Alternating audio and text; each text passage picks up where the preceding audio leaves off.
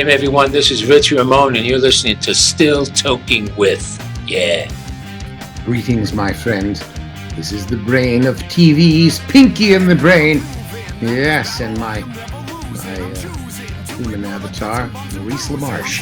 Hi, it's Chris Poland, and you're listening to Still Toking With. Hey, this is Eric Roland, voice of Kendo Rappa on My Hero Academia, and host of the Tough Love Podcast. You're listening to Still Toking With on the Dorkening Podcast Network. My crew is ready to obtain the absolution, removing any doubt that we were ever fooling. What's happening, everybody? Welcome to another kick-ass episode of Still Toking With. It's only 5 o'clock. There's that fucking voice in my head again. I don't know where that voice keeps coming from, folks, but man, I think I'm going to have to seek psychiatric help for sure. You might want to. Yes, with your voice in my head, I will definitely have to. But anyway, yes, it is 5 o'clock. But the reason that we're here at 5 o'clock is because our amazing guest is coming to us from South Africa, and it's midnight there. So we had to play with the times a little bit so that everybody was fresh enough to do the show. Speaking of fresh, the flashy one himself, Mr. Jeffrey Mark. Yes, that is I. Happy to be here. Our guest is amazing, and we're going to have an unusually serious episode this time. And I'm not going to be funny up front because I want to take the topic very seriously.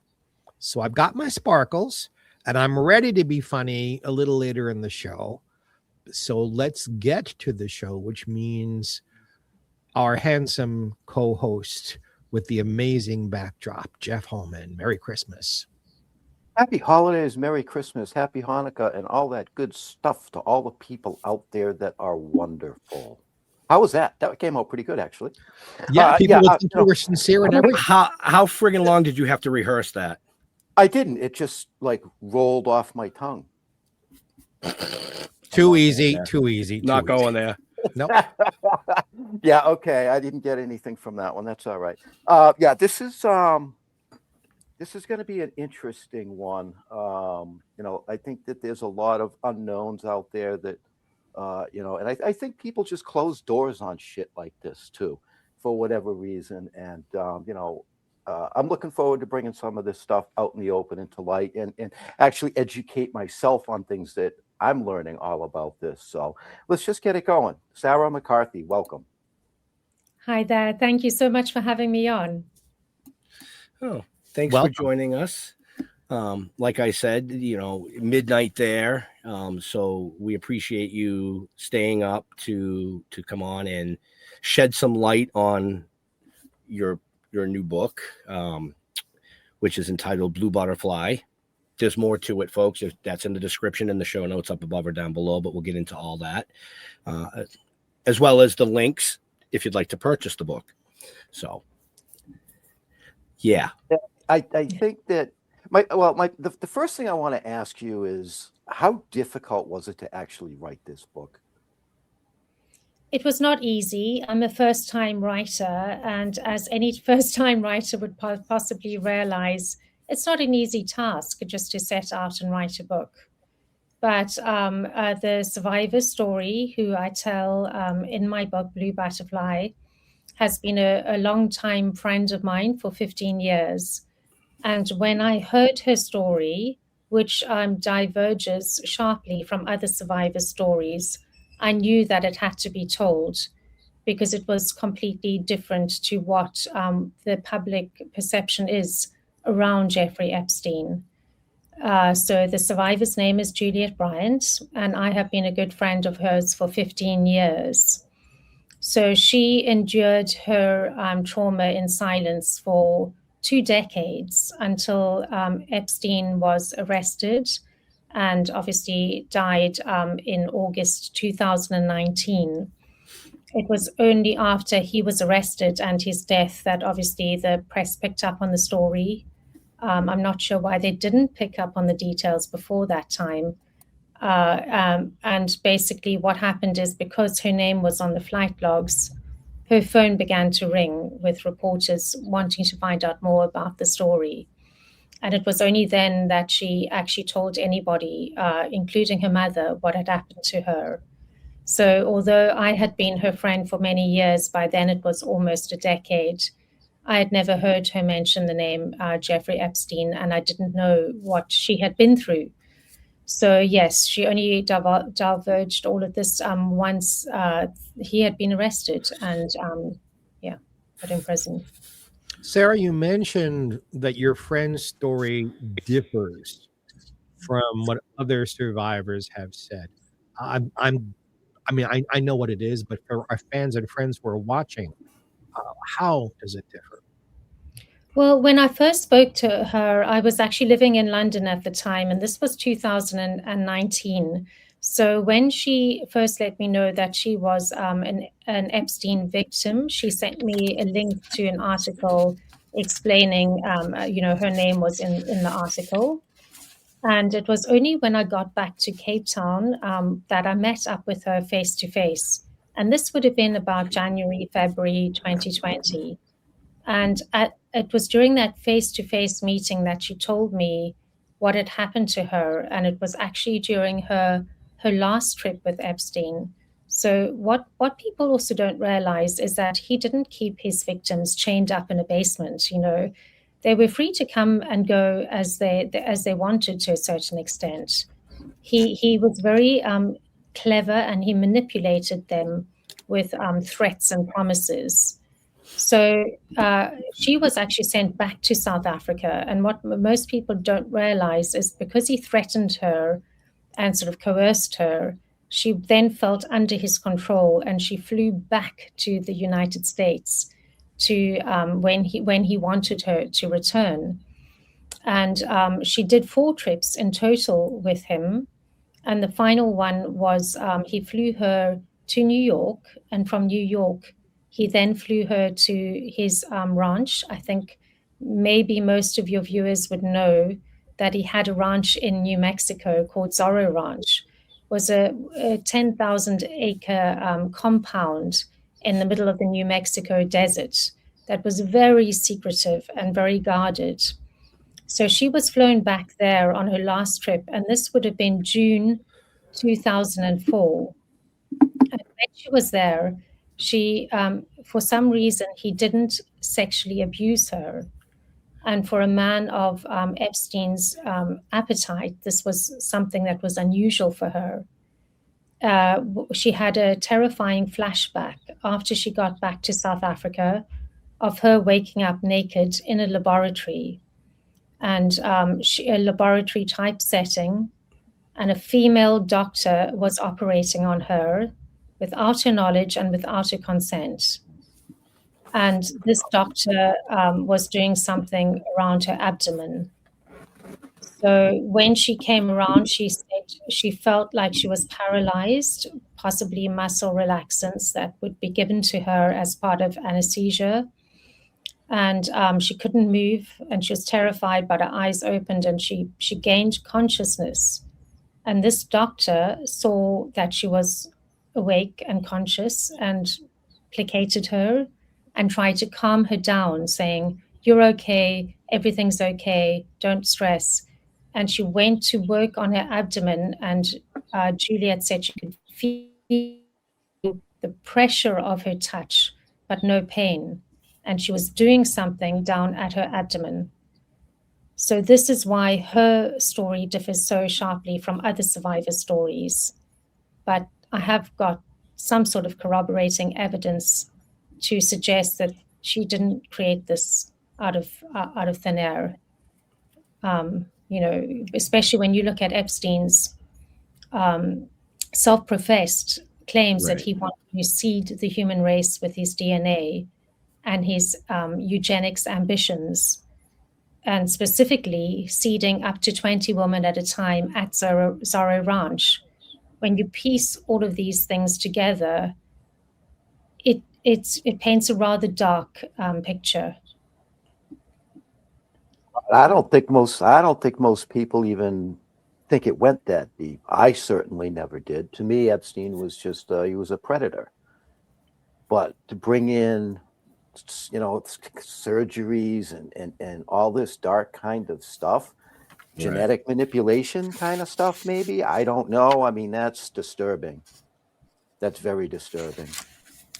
I've always wondered about this topic, and I've talked about this before. I was molested as a child fairly often, so I know the emotions involved here. Jeffrey Epstein, folks, let me finish the sentence before you start wanting to shoot me, was a very handsome man who could be very charming. I met him once, meaning I was in a room with him and another man. Together, I saw them.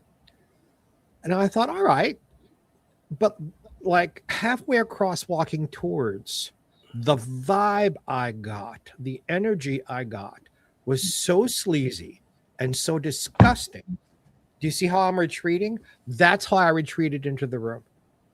And I thought to myself then, how does anyone even get close to this person without immediately wanting to take a shower and run into the night? I wonder, how did he get so many people to cooperate with him? Because, good heavens, the sleaze factor was at 9 million. Sarah, do you have any insight on that? I'm interested to know which year you met him. Oh, this is 80s, long time ago. 80s, yeah. In New York City. He was already a predator in the 80s. There were allegations against him from as far back as the 80s. And I think his depravity escalated over time, from what I understand from Juliet. But he was very clever. He was very manipulative.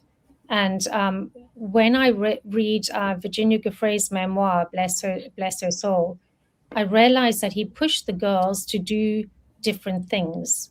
So I think he could see with Virginia Giuffre that he could push her further than Juliet.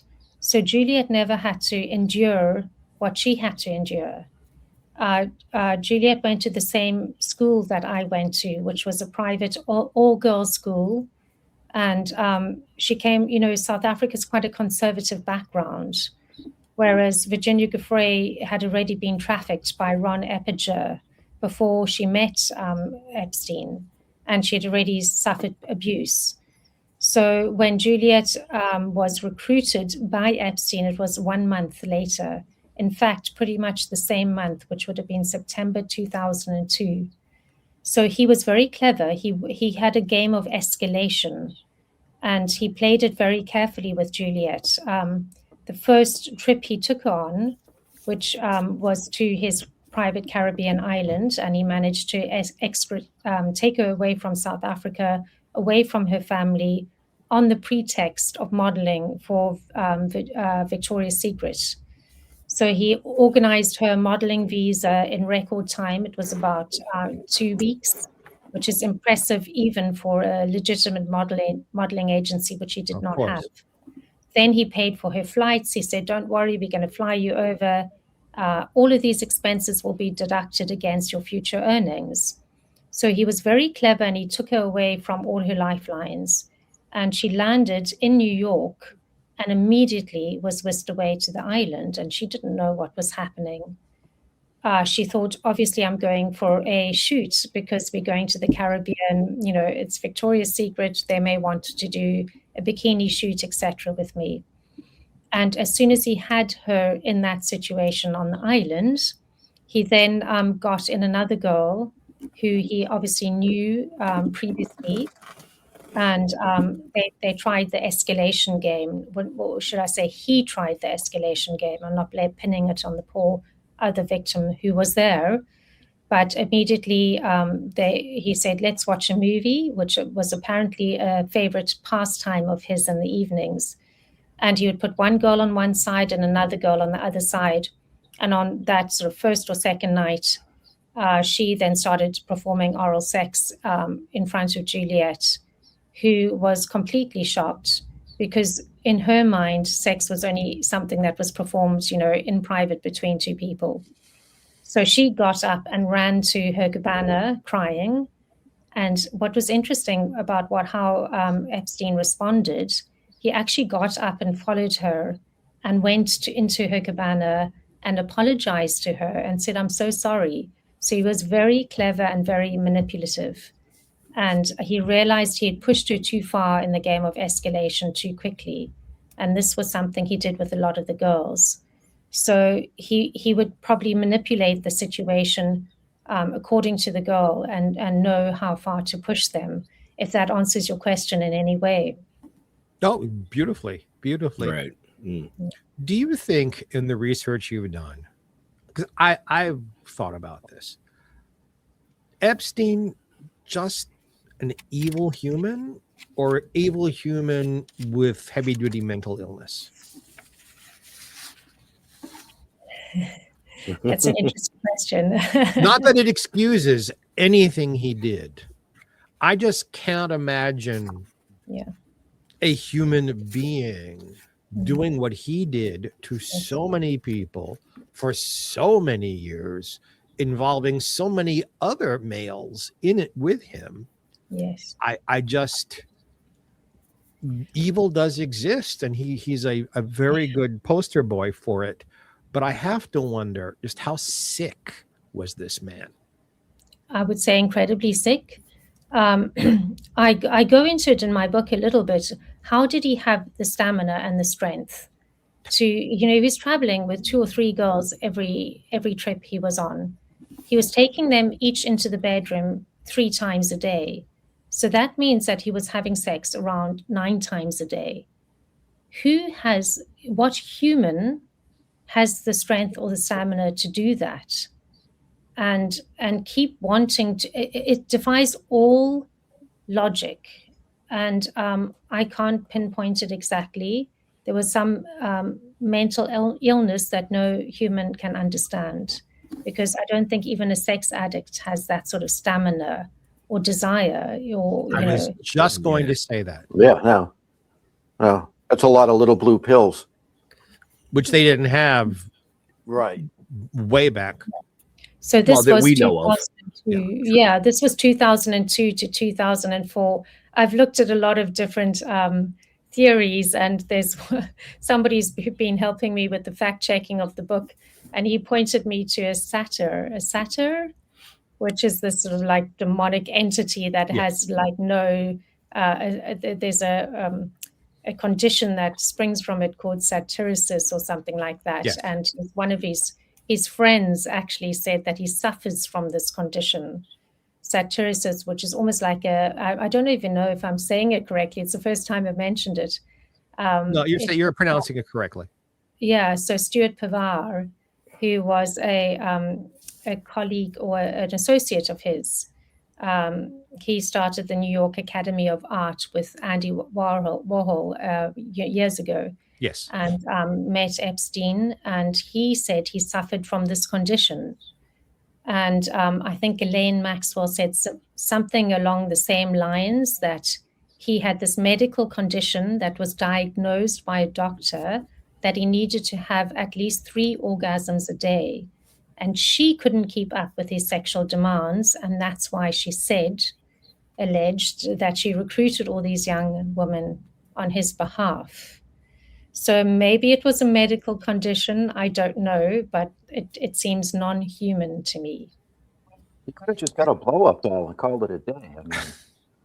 And can we differentiate a swinger from this kind of behavior? If I may, let's contrast and talk about Hugh Hefner, who I knew, who built this reputation of being a swinger. But Hugh never got involved with underage people and never, ever did anything that someone didn't want. There was no control involved. Did he have a lot of sex? Yes. But I'm struggling with this, to use the right words, because in no way do I want to say anything that makes any of this okay, or that the victims are at fault, or anything like that.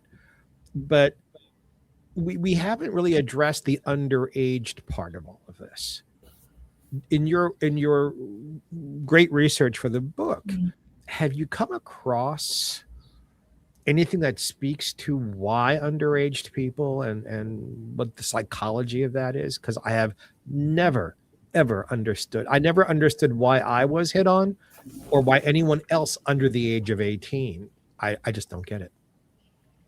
I think as time progressed, he wanted to get younger and younger women, because he then told victims, who then had to go out and recruit other victims in this Ponzi scheme, as I think a lot of people know about, the younger the better. So Virginia Giuffre, in her memoir, said that he had this idea in his head, and he defended his abuse of these young women. And he said any young woman, or girl, should I say, who has started menstruating was fair game for him, because biologically they could bear children. So women, young girls these days are starting to menstruate, from a very young age. And that was his defense. Now, I've looked at it from a different point of view.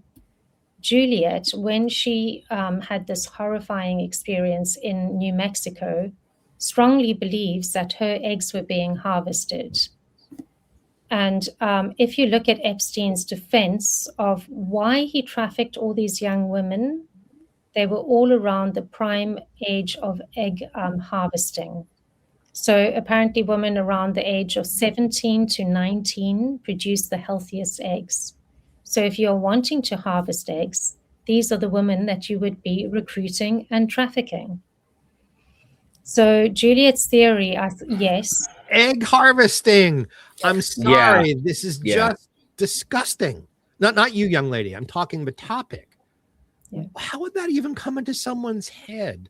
Ooh, let's harvest eggs. It has to be mental illness. No one in their right mind thinks that way. I think it's a planned agenda. What are they planning to do with the eggs? That's the thing. What is your opinion? What were they planning to do, Sarah? I think they were doing a whole host of things, including human cloning.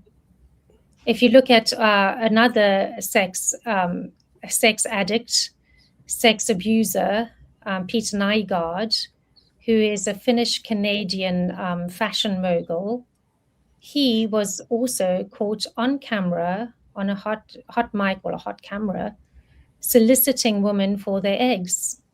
So he also had his own private island in the Bahamas, and he was caught around a table with some very attractive Caribbean woman. I assume it was in the Caribbean or in the Bahamas, and he was with his business partner, and they were soliciting women for their eggs.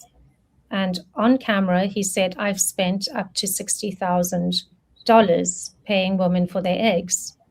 But he was into stem cell research and longevity. So a lot of these elites in these circles, Epstein circles, Peter Nygard circles, were into longevity. Epstein also, sponsored transhumanism, as a lot of people may know from a New York Times article published about him. So a lot of them are into longevity, immortality, possibly because they don't want to face what's coming to them when this life dies, right? They're going to end up in a not very nice place for a very long time. So transhumanism perhaps is a way, life extension is perhaps a way out of that. But why would both of them be interested in harvesting eggs? Peter Nygard openly declared on YouTube videos that he was into something called SCNT, which is somatic cell nuclear transfer. And that is the way that Dolly the sheep was cloned back in 1996.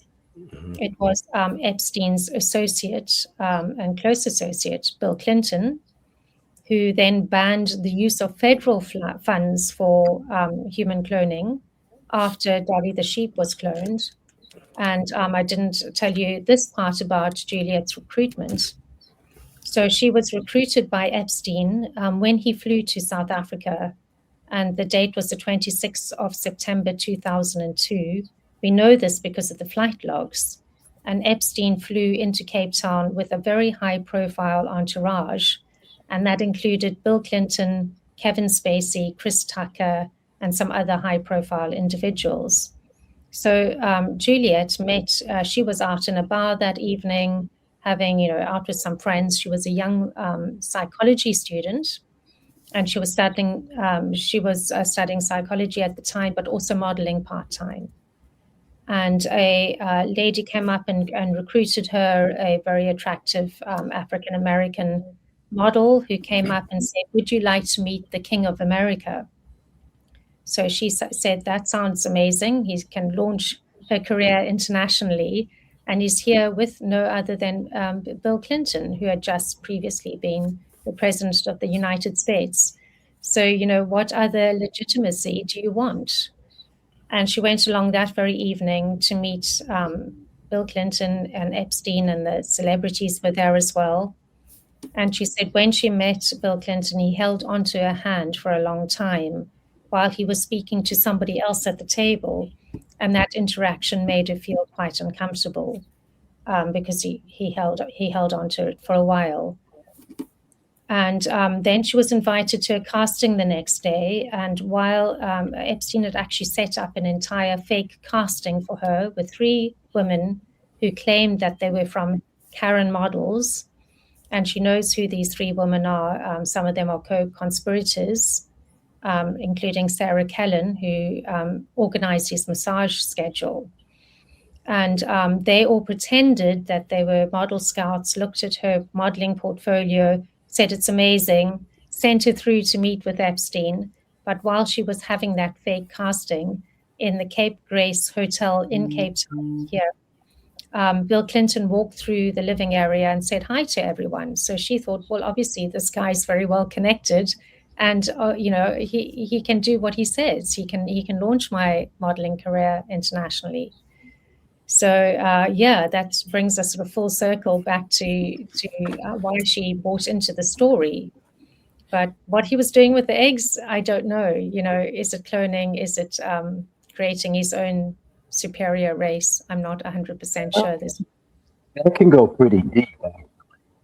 Genetic modifications and all that kind of stuff. The perfect human. I mean, who knows what these guys are into? That's scary shit right there. Yeah. He was sponsoring one scientist in particular, George M. Church, who is a Harvard geneticist. And the New York Times reported on how he sought to identify genes that could be genetically engineered in order to create superior humans. Yeah. Wow. Sarah, is it your feeling that because you've mentioned several famous names here? Oh, yeah. And again, transparency, I know some of them.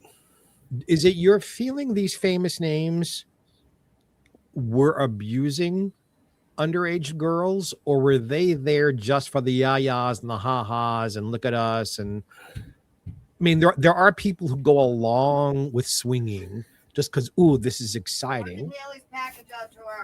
And then there are people who were on board with what he was doing, knew what was going on, and were supporting it. What is your take? Because I have no idea. I have been asked this, I can't tell you how many times because of my friendships. What is your opinion? On the famous people that I've just mentioned, I don't know. There's not one person, to be fair, who has said that Bill Clinton, they were forced to do anything with Bill Clinton. So that I don't know. In fact, Epstein told Juliet that he had to be careful because of his heart. And just because I'm a good friend, how about Kevin Spacey? Oh, you're a good friend of his. I've met him. No, I'm trying to be a good friend. I know Kevin. So do you feel Kevin was just there for the swinging part of it, or that he was actually involved? Well, I've had my own interactions with Kevin, and it definitely wouldn't be with the female people. Thank you. Yes, I know, of course. Right. Okay. So do you think that Epstein got away with this for so long because he was connected? Intelligence absolutely was protected at the highest levels. Yes, I'd have an entire chapter about intelligence. And in fact, for my book, I was fortunate enough to speak with Ari Ben Benashi, who is a former Israeli military. He worked for Amman, not for Mossad. Right. So he worked with Robert Maxwell in that capacity. And he gave me quite a bit of information around the fact that Robert Maxwell was quite keen on Epstein for his daughter Ghislaine, and promoted the relationship.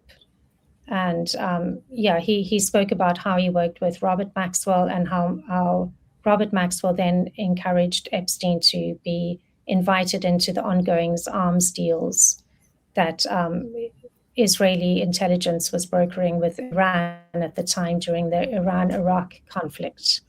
So there were definitely intelligence connections as far as Israeli intelligence was concerned.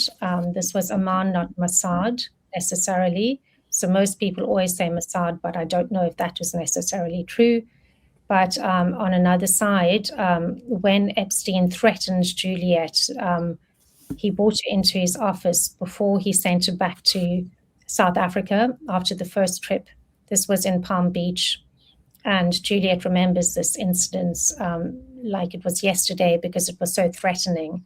It was the only time he wanted to see her in his office, not in the bedroom or a massage room. And he brought her into the room, and he said, the first thing he said to her is, I work for the CIA and I have your family on a list. So he was threatening her. Then he detailed some other threats, which were basically another girl tried to accuse him of rape. And he said, the police were tipped off and they found drugs in her apartment, and she was put in jail for 6 months. So I'm wondering who planted the drugs and who tipped off the police and how she ended up in jail for 6 months. So basically, he had ways to threaten the girls to keep them under his control. Then he also offered, the carrot as well as the stick. Or I can launch your modeling career. Oh, yes, I can still do this for you. I can still pay for your tuition at Juilliard or whatever it may be. So he was very clever. He offered both the carrot and the stick, depending on what he thought was necessary. Do you think? Go ahead, Jeff. He obviously was very intelligent, threatening, manipulating, and all of that. To your knowledge, was anybody or any of these women or anybody that tried to stand up against him murdered or taken out in any way? Yeah, it's interesting that you asked that question because the first time that Juliet was flown to New York, she was given sort of 20 minutes to then pack a bag for the Caribbean. And at that time, nobody knew she was leaving for the Caribbean. Her mobile phone or her cell phone did not work in the US because they're different systems. Specifically back in that day, there was no way they didn't connect to those cell phone towers. She wasn't able to call her mum and let her know where she was going. The driver was basically waiting outside of 301 East 66th Street, the block that he used for his trafficking operations. And she was taken immediately to Teterboro Airport, where she boarded his Gulfstream 2 and taken to the Caribbean. So there were 3 other passengers. There was Jeffrey and the 2 women that posed as Karen model agents on board, and Juliet. And all 3 were listed on that flight except for Juliet's name. So, which is quite interesting because she believes firmly that had she not complied, she may not be around to tell this tale if she had put up too much of a fight, if things have gone horribly wrong. So, yeah, everybody else was listed on that flight, manifest except for Juliet. The question I was going to ask, do you think if any of these young ladies for whom my heart breaks suffered from Stockholm syndrome, that although they were being treated terribly this way, that some of them actually developed an emotional tie to him? Absolutely. I think so. And explains why a lot of them were going back voluntarily. So a lot of people can't get their heads around this. But I also have another theory. It's not just Stockholm syndrome. I believe that he was manipulating their minds as well as their bodies. And I've done a lot of research into MK Ultra and mind control. And remember, this stemmed from the CIA back in the day, from the sort of 1960s. Epstein was involved by his own admission to Juliet. He worked for the CIA. And if you look at the new release of documents that have come out online, and you type into those documents, the 20,000 documents that were released just recently now in November, if you type in the word sort of mind or behavior, I think comes up 334 times. If you look at some of those documents, a lot of them reference mind control, and they reference specifically how to manipulate the mind, the pleasure centers, not the pleasure centers, but actually the pleasure signatures in the mind, reward pathways, motivation. Sexes are motivated, and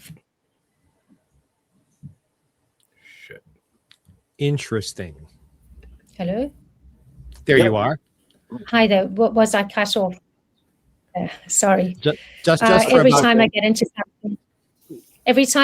something they don't want me to talk about, that's what happens. I say that all the time. Right? That's why I said do. Interesting. I say that all the time, depending on the topics, because like we said before, this isn't a standard show. And if this goes dark, it goes dark. But we've had ex-CIA agents on that were cardboard cutouts. We've had literally spies on. And when they start getting into it, it's really weird how the internet just all of a sudden goes, oh, wait a minute, you can't talk about that here. Especially when you've got fiber and it never happens normally, right? And any other other Zoom you have, it's all perfect. And then every time you get into something that they don't want you to talk about, the hamster stops spinning that wheel, right? So you mentioned all the documents that have been released. Do you really believe that they're accurate, or do you think they've been fucked with? Well, yeah, I think what's interesting is that they're only releasing the documents that they want to. The other thing around them is typical. Yeah, the emails. Sometimes you can see who sent the email and that they sent it to Jeffrey Epstein and on what date. The documents, there's no context around them. Why are they there? How do they relate to Epstein? I can say, yes, a lot of them talk about behavior modification, reward pathways, etc. A lot of them talk about actually mind control or brainwashing and CIA. They documents about the CIA and brainwashing. But how do they relate to Epstein? That doesn't make any sense. But there are some documents that do relate to Epstein that are sent to him. And they are specifically from scientists and researchers. And he specifically quoted scientists and researchers who were in they were cognitive psychologists. They were neuroscientists. He hung around a lot of people who were into brain function, or could tell him how the brain functioned. And when you look at some of the emails, it basically corroborates everything I've just been researching and written about. A lot of it, unfortunately, I haven't been able to add into the book at the last minute, but it does completely corroborate things, because they talk about how women are more motivated by certain things compared to men, and specifically around how the reward signatures in the brain, how the brain would light up. One interesting thing that Epstein told Juliet, and actually it was just an interesting anecdote, an entire chapter has spawned from it, and it's a very important chapter. He said to her that when a woman looks at a delicious plate of food the same part of her brain lights up as when a man looks at an attractive woman. And he was very interested in how the brain functioned. He was very interested in how women's brains functioned. I think he was manipulating the women or the young women and the girls that he trafficked and modifying their behavior. Because when you look at a lot of the emails and what was being sent to him, it was all around that and how to bend these women to his will. And I think that is what he was doing. He was also using food as a tool of manipulation and control. He would give them very limited, meager portions. And Juliet said in meal times, they would always have their food would be plated in the evening. And Epstein would never have a plate of food put in front of him. I don't know if he was worried about being poisoned or maybe the chefs would do something. He would always eat off the other girls' plates. But when I look into it, he was more into psychological manipulation, control, and trying to trigger them in certain ways. So he didn't want them to be friends. He would play them off against each other. And he would like steal food, choice bits off their plates. Now, they were only given a small amount to start off with. So these girls were hungry. They were young women who obviously they needed to eat. And it was always very sort of calorie controlled health food.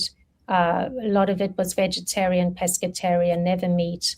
And they were always starving afterwards. So both Juliet and Virginia Giuffre would go and raid the kitchen in the evenings. And a lot of the girls, unfortunately, also developed eating disorders. And Juliet was bulimic for 9 years after her time with Epstein. A lot of the girls were anorexic, bulimic. They had issues because he told them you're getting fat, or he had such high demands on them, to keep their bodies thin and almost prepubescent to live up to his exacting standards. And that's what made a lot of them, or he would say intentionally critical remarks. Oh, you're getting fat, or he would poke Juliet in the stomach. Now, she weighed 100 pounds at the time she was dating him. So, and she's tall. So she weighed nothing. She was skeletal, but he would still tell her that she was getting fat.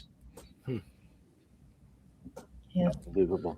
I'm just shocked. I mean, I think the percentage of people out there just view this whole Epstein thing as he was a pedophile and sex trafficker. I don't think people understand that it went really, really deep and dark. Because until I started researching this, I didn't even know that. Right. Well, that was one of the biggest reasons why we thought that it would be a great show, is to bring this to light, because we do have a very large platform. It might get shut down tomorrow now, but that's okay. These are the stories that need to be told. Sarah, there are two big things. Yes. That we're not talking about.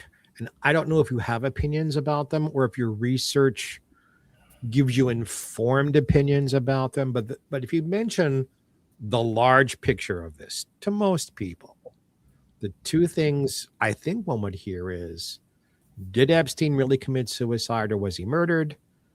And we've talked about former elected officials. Are there any current elected officials involved in any of this? Has your research touched on any of this? Let's answer the first one first around, did Epstein commit suicide? I don't think many people believe that. If they do believe the official narrative, they need to go and do the research themselves. There are too many inconsistencies around there.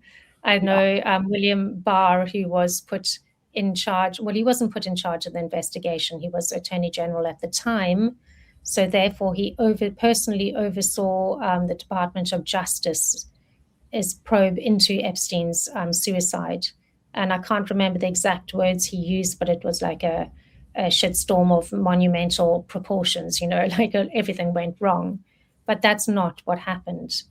The DOJ got hold of apparently raw video footage of the outside of Jeffrey Epstein's cell, But when Wired had a look at it and did the forensics into that video footage, they noticed that the video had been cut. The footage had been cut at around just before midnight on the 9th of August. He was found unresponsive in his cell on the 10th of August, 2019 at 6:30 in the morning. And apparently almost 3 minutes had been cut out of that video footage. Now that's enough time to get into the cell and out and perhaps switch the bodies around. When you look at the fact that Epstein admittedly said he was into human cloning and he was having himself cloned in Mexico, not New Mexico, to one particular victim. This was reported on by a journalist by the name of Leyland Nally. He wrote, he got hold of Epstein's little black book and he called every single number in that black book. And he got hold of one particular victim. I don't know what happened with her, but she went to his townhouse and had a conversation with him, 2-hour conversation. And during that conversation, he told her that he was cloning himself after the Dolly the sheep thing got shut down. And after that, 2 hours, he pounced on her. But she said, oh, I think that whoever was killed was actually his clone and that he's still around. And, oh, great. Now I got another theory. The guy's still around. Oh, no. You know what's interesting? This book has actually led me to speak with now 6 survivors, and they all say the same thing. They all think he's still around. They all say, I think he was too powerful. And what's interesting with them is Juliet is quite open-minded, and some of them are not. You know, they don't believe in anything like cloning. They just say, I don't believe he's dead. Call it woman's intuition. I don't know what it is, but they all say the same thing. They don't believe he's dead. He was too powerful. Yeah, when you said bodies were switched, I was like, oh, I know where this is going. Yeah. Yeah, I mean... Sarah, can you answer the second one, or would you rather avoid it? Who would be implicated in the current administration? Who might be? Let's keep this in mights and not because we can't prove anything. So let's not say anything we cannot prove, but your informed opinion about what might be. I don't know. Howard Lutnick, I think, bought the mansion next door to Epstein's mansion back in the day. That was through Comet Trust, and that sort of went through the Bronfman family, who I think were good friends with Epstein and intricately involved. I don't know whether he was involved. I don't know. I mean, some people, I think it was Whitney Webb, who is very informed, said that Trump didn't want the files to be released not because of him, but because he was protecting somebody in his administration. And she said, let me give you a hint. It's not Howard. It's not Howard Lutnick. So it's open to anybody's guess. I don't know. A lot of people have been implicated in the emails. I know Larry Summers isn't looking very good at the moment. He's not, obviously in the current administration, but yeah, there are a lot of politicians that have been implicated. Well, politicians, scientists, I mean, this is worldwide too, Yep. Absolutely. There are a lot of scientists, because I'm looking more at it from a scientist angle, because I'm more interested in the sort of medical experimentation that he did on these girls and what he was doing. So, Juliet believes that her ova were harvested. And it's interesting that it's only until very recently I managed to interview another survivor, a very brave woman who confirmed Juliet's intuition and said that she was offered money for her ova by Ghislaine Maxwell. So she met Epstein only once. She was abused by him at that time. And after that, Ghislaine Maxwell kept in contact with her over the phone and offered her increasingly large sums of money in exchange for her ova, until it reached, and she kept saying no, until it reached $1 million. And what's interesting, I asked her, is she also O negative blood type? Because through my research, a lot of these girls had the same blood type. And she said, no, I'm AB negative, which is even more rare than O negative. So O negative is about 6 to 7% of the population. AB negative is 0.6% of the population, which is apparently the rarest blood type in the world. Yeah. So these eggs were very valuable to Ghislaine and Epstein for whatever they were, whatever nefarious purposes they were putting them to. I may be totally off base here, but it's starting to sound to me as this entire Epstein story is about genetic modification and all of this, and that the sex trafficking and the pedophile side of it was a cover, if that sounds weird. Absolutely. It doesn't sound weird. That's what I've written about in my book, is that all the press have been reporting, look over here, here's all this, salacious sex trafficking stuff that's going on. And that's the exact point that I make in my book. He was much more than a sex trafficker. And the press have deliberately created, an illusion, smoke and mirrors to obscure the truth. And the truth was he was trafficking these girls because he was, one, mind controlling them and getting them to do his bidding, and two, harvesting the ova. That's what I believe. Scares the shit out of me, actually. Right? Yeah. Right. And then you look at Virginia Giuffre as well. Do we have time quickly so I can bring this up? Oh, yeah. Yep. In her memoir, I just read a couple of times recently, Virginia Giuffre said that she woke up in a pool of blood in Epstein's Manhattan mansion. She was then rushed to hospital, and the doctor, Epstein, rushed her to hospital, where she was sedated for a couple of days. She wasn't sure what had happened. Epstein told her that she had had a miscarriage, but her medical files mentioned nothing of a miscarriage. So, she doesn't know what had happened, but she had a scar just above her pubic bone or near her belly button. And a girl in the home said that was consistent with an ectopic pregnancy and laparoscopic surgery. Now, Juliet has a similar scar after New Mexico and after her eggs were being harvested. So why do two Epstein victims have a similar incision, single incision? Yeah. Gives you something to think about.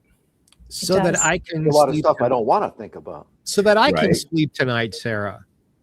The young lady about whom you've written, has she gotten all of the psychological and medical help she needs to move on with her life in a healthy way? I'm not sure if I can answer that question correctly. I think she still possibly needs some more time to heal from this chapter in her life. Yeah. But she's It's getting hard. help. At the moment, I'm not sure if she is getting help. She has in the past. When she got back from New Mexico, she was deeply traumatized. She was hospitalized 10 times. The doctors didn't know what was wrong with her. She had debilitating anxiety and panic attacks. They thought that perhaps she was asthmatic, so they gave her asthma pumps. That didn't help. She believes that he violated her mind as well as her body. And that's why she suffered so severely. By her own admission, she says the sexual abuse was not bad enough. He did something else to me. And this is what I'm hoping to achieve with this book.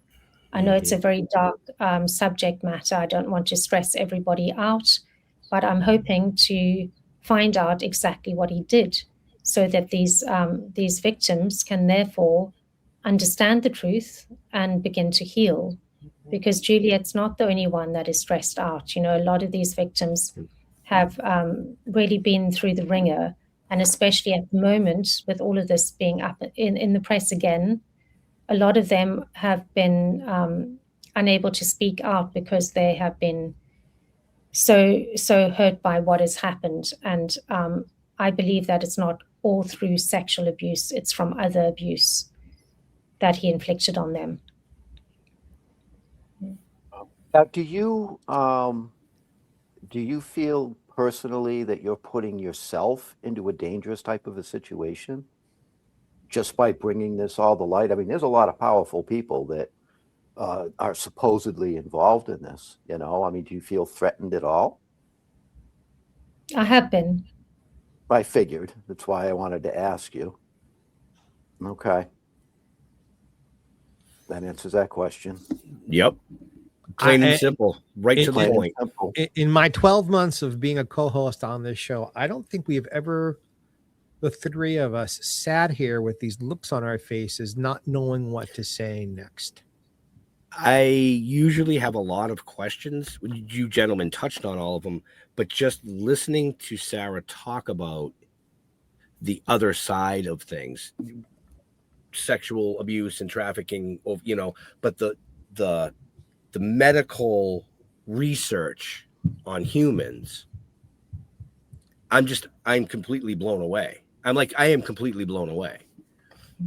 You know, I mean, personally, they should have just dropped a nuke on his ass. Not only his, but all the people who lot of were people. his superiors. Right. I mean, he was a puppet. We have to understand that. They were controlling him. And the people that are controlling him or were controlling him are still around. I know that. Do you think they're still doing this? I was just going to ask, do you think that Epstein was nothing more than a puppet for somebody else? Yeah. Absolutely. Yeah. So this could still be going on and we don't even know Yes. Yeah, they just, you know, That's like horrifying. like I said before, we've had some CIA agents and we've had some spies on that have told us straight out things that would blow your mind. And I think this topic fits that category very well. Right. Because you get rid of one puppet because they got caught, there's another puppet over here. And it just continues. They just pick up, move base, you know, oh, it's an empty building now. Sure. That's why everybody needs to speak out. And that's why this needs to be brought to light. And also, why has Zorro Ranch in New Mexico never been raided by the FBI? All these other properties were, but Zorro Ranch, which potentially has underground facilities, I go into that in my book and talk about all the different possibilities that, you know, there were underground plans. Another survivor by the name of Maria Farmer said that Epstein told her. So she was one of the first to raise allegations against him in 1996. She worked for him at the time, and he tried to abuse her, and he did manage to abuse her younger sister, Annie Farmer, and at Zorro Ranch. And she says that Epstein told her that he had underground rooms and tunnels beneath all his properties. And she saw some of these rooms underneath Zorro Ranch, or potentially also the his New York mansion. And she said why anybody needs so many computers in one room is beyond her, that he had these massive rooms full of computers. So, you know, if he was a financier, what was he doing with all these computers in these rooms? And there's a lot of evidence that points to underground facilities, specifically in New Mexico. And you look where his ranch was positioned. You know, there's a Scientology ranch not too far away. There are all these other underground, you know, evidence of deep underground military bases.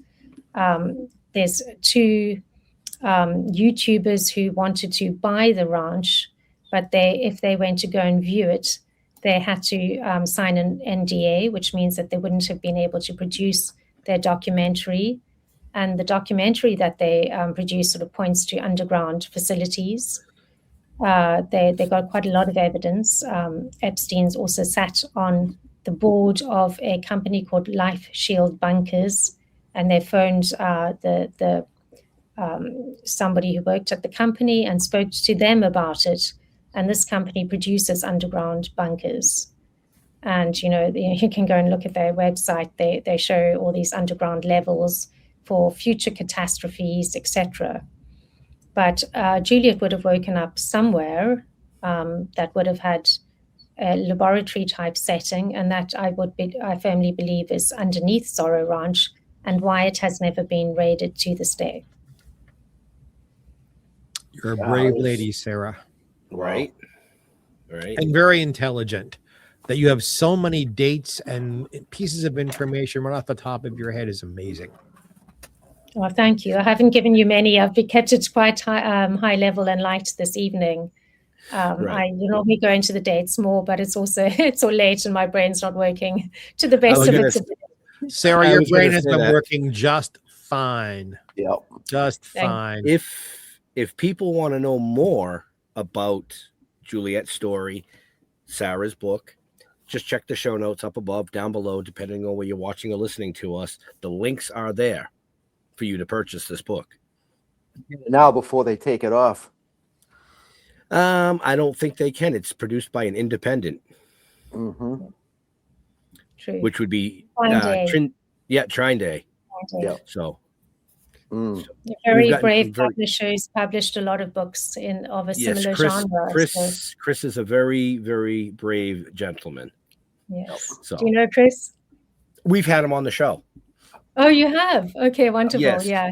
Yes. He's a good guy. He's one of a few, isn't he? Yeah, but the stories that he's bringing to light, such as yours and a few others that we've interviewed, he's very brave. Yeah, he is. Very brave. He's a good guy. I think all four of us have been very brave today. Well, yeah. I agree. They can't get me. I'm in space. But we are over time. So, Mr. Holman, any last questions for this amazing guest? I believe it. Are you still riding horses? I would like to be riding horses more, but I've been really putting the final touches on the manuscript, and it's all good to go now. So let's hope I get back in the saddle soon. I've got a friend who has polo ponies that have just come off the polo field, and they're back in the stable yard, and hopefully I can go and ride on the beach sometime soon. Everybody needs to be in their happy place every once in a while. Exactly. Yeah, right? That is my happy place. Yes. I hope to be back there very, very soon. Mr. Mark, any last questions? Yes, Ms. McCarthy. Is this the first in a series of books like this, or is this a one-off? Let's see how this one goes. I think the next one will be definitely less contentious if I do write. But do you have an idea for one already? Not at this stage, no. Yeah. We'll talk. Listen, I'm hoping that this book will bring more to light. It already has. Another interview led me down the path to the survivor who corroborated Juliet's account. Maybe there will be more survivors that come out, and not only survivors. Epstein did not run this operation alone. There are people out there that know things. Right. Yeah. So, And with that being said, go ahead. Disclosure is coming soon. Yep. With that being said, because you said survivors and things like that, if there are survivors out there that want to come forward and maybe talk to you, how can they get a hold of you on social medias? They can go to McCarthy Truth on X. Otherwise, they can get hold of Chris from Trine Day, and he can always forward me any messages. So there you go, folks. Mr. Jeffrey Mark, how can people get a hold of you? Jeffrey Mark, is it spelled right here on my video?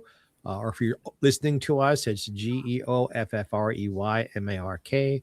I am on Facebook. I'm on Instagram as Jeffrey Mark Showbiz.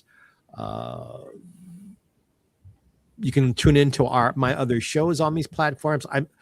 I'm feeling so serious. I host 2 music shows. Jeffrey Mark Plays Ella, Jeffrey Mark Plays Merman, all the same platforms. Please to enjoy. I will be, since we're live, I'll be on CNN's morning show on Friday in the 9 o'clock East Coast hour talking about Rob Reiner.